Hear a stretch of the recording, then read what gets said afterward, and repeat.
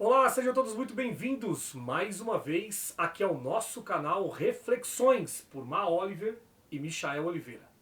Pessoal, eu separei para Marcela fazer um react, um trecho da palavra do ancião Arquimedes Azol. Ele pregou recentemente uma palavra, eu separei esse conteúdo, vou colocar ele aqui agora e a Marcela vai dar a opinião dela sobre esse conteúdo. Bora lá? Vamos lá. Então, aqui ó. O Senhor tiver um plano na vida dele, eu não posso pregar isso pelo que eu sinto que o Senhor está colocando na minha alma. Todos os nossos filhos, o Senhor tem um plano na vida deles. Porque se eu for pensar, eu tenho dois filhos, que um tem a bênção de Deus, o outro não tem, eu vou ter que lutar muito para a misericórdia de Deus alcançar o outro. Então é claro que a tua casa, a minha casa, a nossa casa, tem a bênção e a promessa de situações desfavoráveis no crescimento, na situação difícil, nós achamos e colocamos, por exemplo, coisas que a sociedade nos impõe, nós acabamos abraçando e ficamos escolhendo um filho. Esse é bonzinho, esse é muito trabalho, aquele lá Deus queria, muita droga, o outro faz isso, o outro tem algum problema na justiça. Então, nós ficamos lutando para aquele que está dando certo, dá mais certo. E esquecendo daquele que ainda pode dar certo. O Senhor vai te dar uma ferramenta hoje para você, para o Senhor te ajudar a salvar os dois.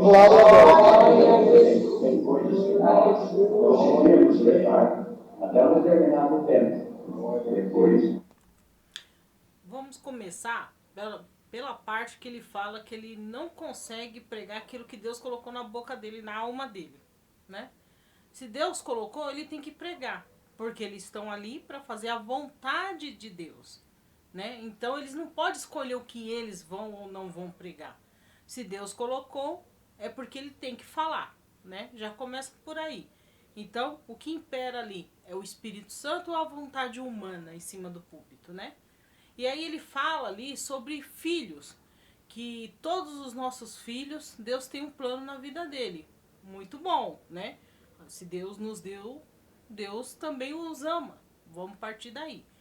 E aí ele fala sobre aquele filho que tem aquela dificuldade no crescimento, no aprendizado, e aí cresce e dá mais trabalho.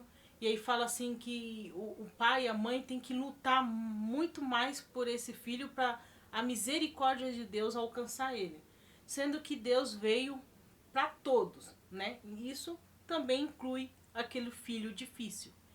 Então ele fala que vai dar uma ferramenta para esses pais salvarem os dois. Aí eu pergunto, quem salva? É o pai e a mãe que salva o filho? Ou é o sacrifício de Cristo na cruz? Porque na Bíblia está falando que filho não salva pai e pai não salva filho. Mas que o favor imerecido de Cristo sobre a cruz, esse sim alcançou a todos, reconciliou a todos com Deus. Então, a gente já vê a falta de conhecimento e de leitura bíblica, o que faz com o ser humano.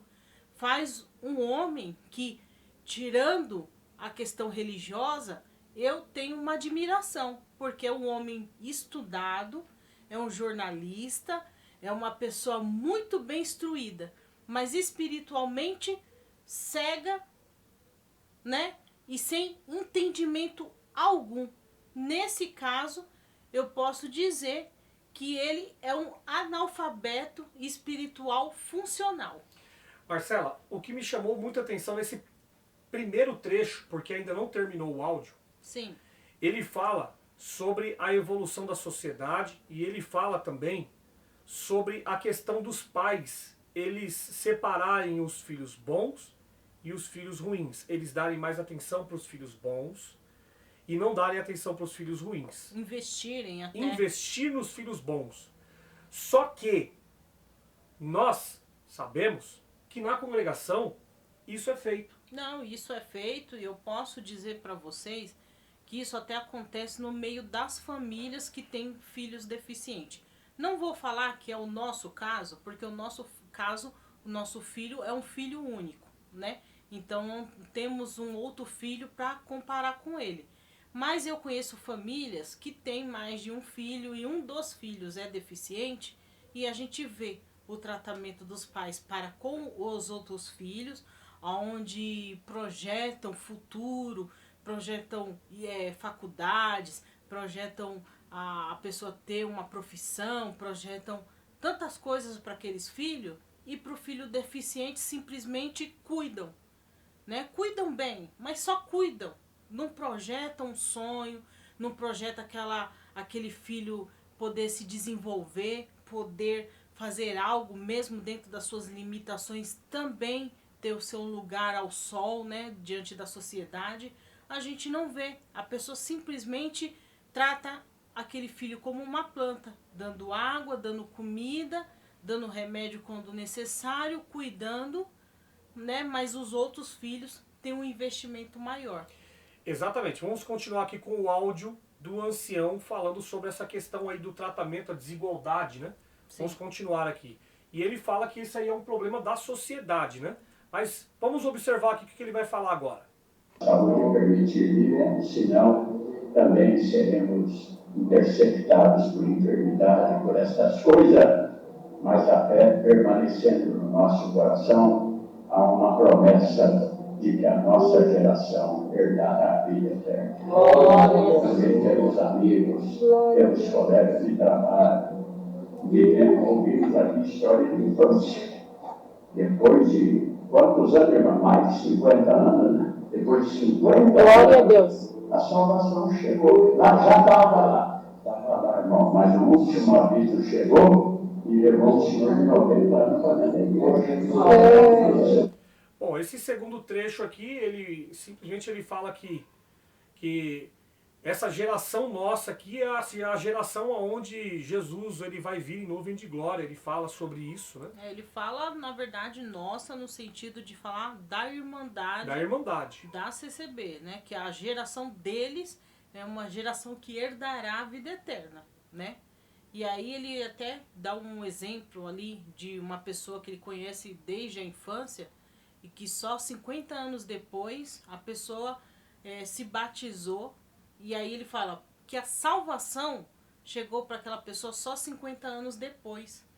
Por quê? Porque eles entendem que só é salvo aquele que é batizado na congregação cristã no Brasil, né?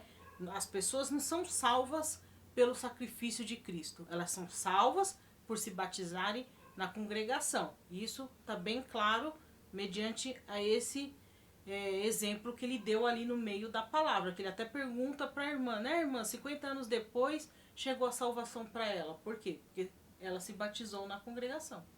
Exatamente. Continuando aqui. Magnífico que nós devemos sempre lembrar. Irmãos, quantos que já julgaram o sentimento na nossa igreja? Quantos que já ignoraram? Quantas liberdades já foi tirada? Quanta falta de paciência. Glória a Deus. Quantas vezes está aí fora no mundo esperando o chamamento de Deus. Glória a Deus. Opa, esse aqui é o ponto. Eu vou colocar novamente e a Marcela vai dar a opinião dela. Vamos lá, aqui ó. Quantos que já ignoraram? Quantas liberdades já foi tirada? Ele começa assim: quantos que ignoraram? Quantas liberdades que já foram tiradas? Glória a Deus. Quantas faltas de paciência com o povo? Quantas vezes está aí fora no mundo esperando o chamamento de Deus? Quantas vezes fica aí fora no mundo esperando o chamamento de Deus? Ele quando ele fala sobre muitos que perderam a liberdade, esses que perderam a liberdade foram muitos deles que perderam a liberdade pela mão do próprio ministério. Ministério esse a qual ele representa, que é o Ministério dos Anciões. né? Muitos perderam a liberdade e depois perderam até a vida, porque não aguentaram viver com aquele peso na sua consciência de achar que não teriam mais a salvação, que perderam a salvação pelo dito chamado pecado de morte. E aí ele fala a falta de paciência para com o povo. Quem é que tem falta de paciência com o povo? O ministério. Porque sim, os irmãos não têm paciência com as pessoas. Eles não procuram escutar os dois lados da história. Inúmeras pessoas que foram chamadas pelo ministério para uma conversa relataram isso, que ao serem chamados pelo ministério, não foi dado chance dos irmãos se explicarem, não foi dado chance de se escutar os dois lados da história. Simplesmente os irmãos foram chamados, alguns para assinar uma documentação ali, outros para simplesmente ouvir a sentença, que era isso ou aquilo, que era ser tirada a liberdade ou não. Nós tivemos aí um caso de um jovem que só porque ele estava fazendo estudo bíblico com um grupo de pessoas aí, que é da própria família. Ele foi chamado ali na congregação, salvo engano, que foi do Jardim Paulista ou no Brás, salvo engano. Sim. E quando chegou lá tinha mais de 40 do ministério. E aí, naquela reunião, só foi para colocar ele numa prensa falando que se ele não parar de estudar a Bíblia, a família dele iria perder ali a liberdade. Ele e a família. Ele e a família. E na congregação cristã no Brasil, liberdade é automaticamente ligado à salvação. Eles dizem, o próprio ancião Cláudio Marsola, ele diz que eles têm o poder de levantar e poder até de derrubar. Porque a pessoa, ela segue naquele entendimento que é pregado e ensinado dentro da CCB, que é aquilo que está desligado na terra, está desligado no céu. Se está ligado na terra, está ligado no céu. Então, a pessoa, ela entende o quê? Que, se eu perder a liberdade, eu estou desligada do corpo da igreja. Então, eu estou desligada de Deus no céu. Entendeu? Então, por isso, eles chamaram esse jovem e, na verdade, fizeram um terror psicológico sobre esse jovem, aonde falaram para ele que se ele não parasse de estudar, né, as escrituras, se não parasse com o estudo bíblico ali, não só ele perderia a liberdade, como toda a família. E é claro, o moço, por amor à sua família, as pessoas que não tinham nada a ver com a história, ele renunciou, foi acho que até obrigado a assinar uma documentação ali, né, que ele deixaria de praticar esse estudo. Quer dizer, os anciões, eles, além de comandar com a sua vida dentro da igreja, eles querem comandar com a sua vida fora da igreja. E isto é inconstitucional. Exatamente. E eu quero colocar também aqui que aquele que não ama o seu irmão é homicida. E a vida eterna não se faz presente nele. Então você que é da congregação cristã no Brasil, que concorda com essa mediocridade de doutrina que vocês seguem, que foi feita por anciães, que eles dizem que foi inspirado e movido pelo Espírito Santo, ao qual muitas dessas doutrinas caíram por terra nos últimos anos. Por exemplo, a própria Santa Ceia, que eles mudaram.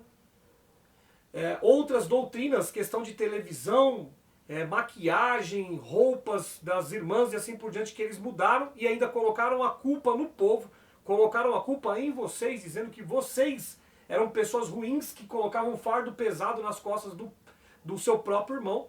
Então, se você concorda com todas essas charlatanice da fé que esses caras eles colocam nas costas do povo, então você é um homicida também, espiritualmente falando, e a vida eterna não faz presente em você. Então se desperte. E isso, palavras não nossas, está na Bíblia, né? Porque as pessoas falam, quem são vocês para julgar? Mas nós estamos falando de coisas bíblicas, né? E isso está na Bíblia. Se você é cristão e segue a Bíblia, você deveria se atentar a esse trecho. Exatamente. E a nossa análise aqui, todos os nossos vídeos, nós não fazemos sujando imagem de ancião da pessoa dele, mas sim criticando a doutrina e o ensinamento que eles colocam nas costas do povo, como fardo pesado para as pessoas carregarem esse jugo enquanto eles viajam com o dinheiro do povo, constroem a igreja com o dinheiro do povo. E ao invés deles pegarem o dinheiro que estava parado na obra da piedade para poder saciar a fome do povo, não. Eles pegam o dinheiro para construir templos faraônicos para as famílias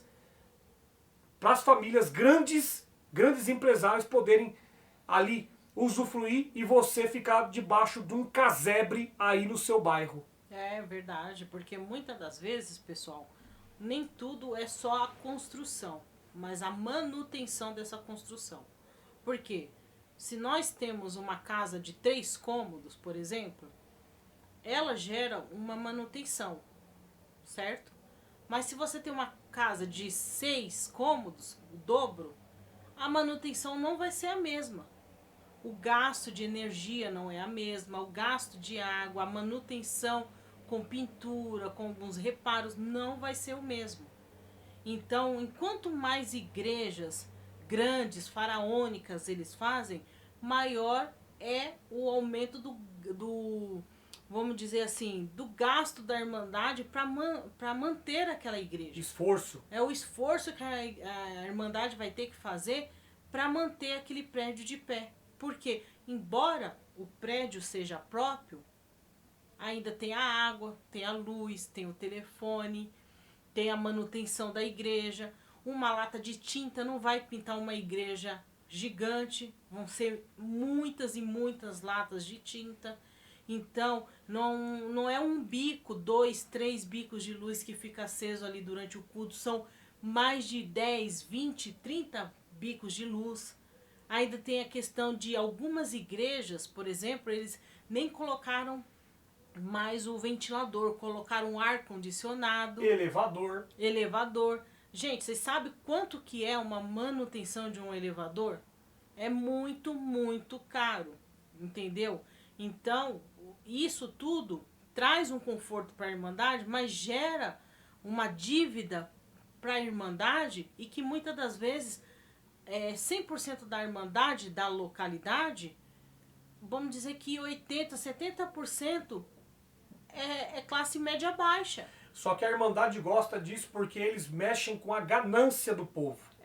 Mexe com o ego, né? Mexe com o ego. Quanto mais ganância e ego a Irmandade tiver, mais templos faraônicos eles vão construir. Verdade, pessoal. E Deus não está nessas coisas. Deus está nas coisas simples, né? Nós podemos ver aí que Deus, ele não precisou de igreja para pregar o evangelho. Ele apenas juntava o povo, seja em uma praça, em um monte, em uma praia, aonde ele via ali um espaço que desse para comportar aquele número de pessoas, ele juntava as pessoas ali e ele ensinava o evangelho para essas pessoas e não precisava de templos faraônicos para isso, né? Então, pessoal, isso tudo é uma ilusão. Igrejas, construções de igrejas cheias de 9 horas, é ilusão. Exatamente. E para finalizar, tem um trecho das Escrituras que fala que Jesus, conversando com a mulher do lado do poço da herdade de Jacó, ele falou para aquela mulher, que aquela mulher perguntou: aonde nós iremos adorar? É no templo ou é no monte? Jesus falou: haverá o tempo, chegará o tempo, que os verdadeiros adoradores adorarão o Pai em espírito e em verdade. Nem no monte e nem no templo. Ok? Verdade. São palavras de Jesus. Bom, esse daqui é o terceiro vídeo do dia. Nós já fizemos o primeiro vídeo às 7 horas da manhã, que ficou fantástico. Maravilhoso vídeo. Nós também já fizemos o vídeo da meio-dia também, que também ficou um vídeo maravilhoso. Nós tiramos uma conclusão maravilhosa sobre aquele conteúdo ali que foi exposto. E esse vídeo aqui é das 3 horas da tarde. Nós teremos o último vídeo às 6 horas também. E eu conto com você assistindo o nosso conteúdo, compartilhando os nossos conteúdos, deixando o seu like e também deixando o seu comentário em cada vídeo. Okay? Pessoal, vão lá, assistam o vídeo das 7, o da meio-dia e aguarde o das 6 da tarde. Pessoal, é uns videozinho curto, menos de 10 minutos, dá para assistir rapidinho, tá bom? E vocês vão gostar do conteúdo que nós trouxemos. Isso aí. Beijo no coração. Fique com Deus. Até o próximo vídeo. Tchau. Tchau.